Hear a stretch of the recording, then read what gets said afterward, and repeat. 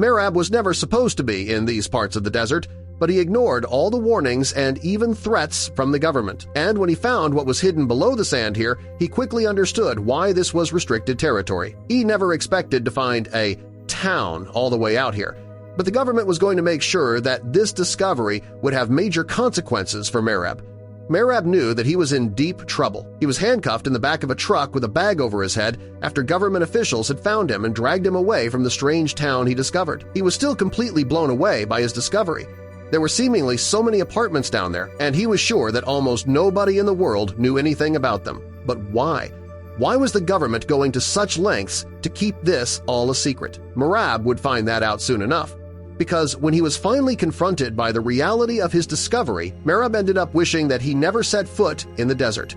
But what were all these apartments doing in the desert? Why did the government want to keep this a secret, and what were they going to do to Merab? But before we start, smash the like button and make sure to subscribe if you haven't, and hit that notification bell so that you won't miss any new stories. The African deserts are so incredibly vast, and a lot of it is virtually unreachable by land alone due to the extreme conditions that can occur there. Even making an approach through the sky could be risky due to the looming threat of sandstorms. It is thus safe to say that there are a lot of areas that people have not seen in years. At least, that is what the government wanted people to believe. There had actually been a lot of people that had wanted to reach this part of the desert for various reasons. Some had scientific motivations, while others just wanted to test themselves. Either way, they all needed permission to travel through these parts of the desert, and the government would not grant that in any case. They could seemingly not be convinced by logic, assurances, or even money. Large parts of the desert would remain closed off to anybody of the public, and while most people just accepted this as a government being stubbed, like it was the case so often before. But Merab was not one of those people. Merab was one of the people who initially wanted to cross the desert as a test to himself. He was an extreme endurance athlete with a large social media following, and he figured he could make great content around a running trip in the vast desert. But this was sadly not meant to be. As expected, the government shot that request down almost as soon as it came in, and there were no negotiations possible. But instead of just accepting this reality and trying to find a new challenge, Merab was not having it and wanted to double down on his idea. The rejection only wanted to make him do it more. There was no good reason why the government should be so concerned with his presence in the desert. He knew that did not reject him for his safety, or for the fact that he might destroy the untouched nature. There had to be another reason, and he wanted to find out what.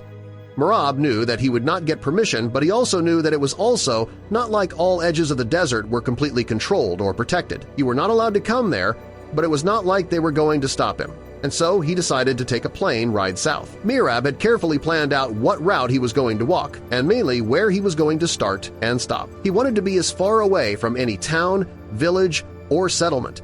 He hoped to be seen by as few people as possible so that nobody could tell on him. He started off in a small village where he paid somebody to drive him about 2 hours into the desert. He paid the man about 3 times the going rate and promised that if he did not tell anybody about this, then he would then pay him double after his trip.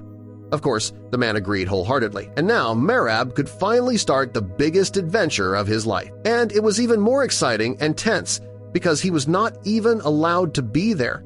He knew that his followers were going to eat this content up, and so he started filming immediately.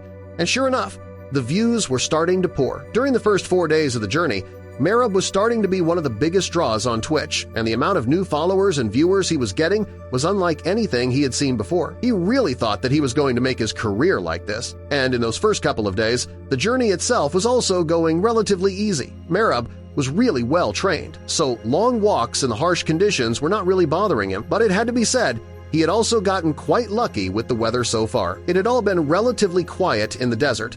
Of course, there were hot days and cold nights, but he had not encountered a sandstorm, dangerous animals, or anything like that, and his food and water supply was also staying in good shape. But then something changed. Merab was not even halfway through his journey on the Forbidden Lands when suddenly his internet connection just completely gave out. Merab was stunned, as this should not have been able to happen. He had checked everything and should have been able to keep at least some level of connection throughout the whole trip. He hoped that this was only a temporary problem, but the signal did not come back for the rest of the day. And when nightfall came, Merab started to worry. Without an internet connection, he would not be able to broadcast his adventure to the world life, and thus would lose the viewers. He could still record himself and make a YouTube video from the footage of the trip, But this would most likely not do nearly as well as the live stream, and so Merab had a decision to make. Should he abandon his trip to maybe fix the problem, or just power through now that he had the chance? Either way, he would still have to go a long way through the desert. He decided to just continue because he was not here just for the views, even though he had taken the upper hand since the start of the trip. He was here for the adventure and to test himself, and he was going to do just that.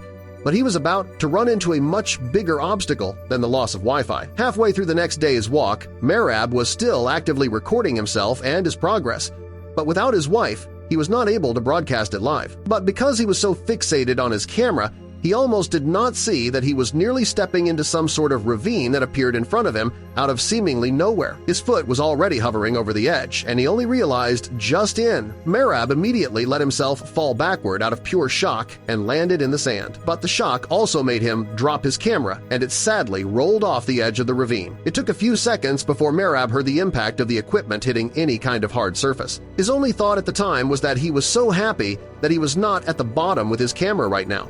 But then he started to wonder what the hell this was even doing here in the desert. He had never heard of ravines in the desert. He assumed that if they ever existed or were created by earthquakes or something, they would just be filled up with sand again as quickly as they were formed.